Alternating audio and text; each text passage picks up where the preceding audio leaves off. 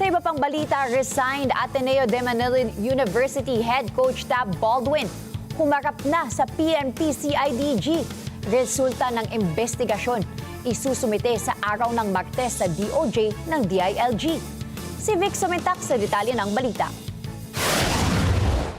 Sumipot na sa Philippine National Police Criminal Investigation and Detection Group o PNP-CIDG sa Campo Crame si resigned Ateneo de Manila University Basketball Team Head Coach Tab Baldwin para imbestigahan sa pagkamatay ng dalawang player na sina Rene Baterbonia at Divine Adili na nalunod sa beach resort sa Dipakulaw, Aurora.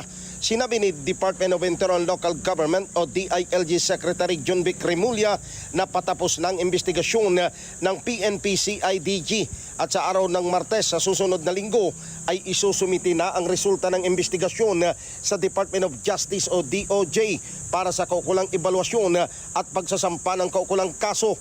Ayon kay Remulla, naging maayos naman ang fact-finding investigation ng PNP-CIDG sa kaso ng pagkamatay ng dalawang players dahil walang reklamo ang mga magulang at mga dati at aktibong players ng Ateneo Basketball Team maging ang mga top officials ng paaralan.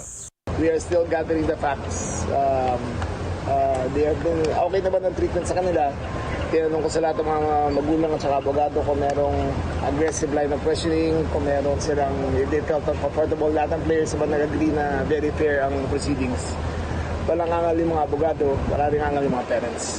Nauna nang inihayag ni PNP-CIDG Director, Police Major General Robert Alexander Morico II na kabuuang 48 na dating player at active player kasamang top management ng Ateneo de Manila University Basketball Team ang ipinatawag para pagpaliwanagin sa kaso ni Baterbonia at Adili. Vic Sumentak para sa Mata ng Agila, matatag, matapang, matapat.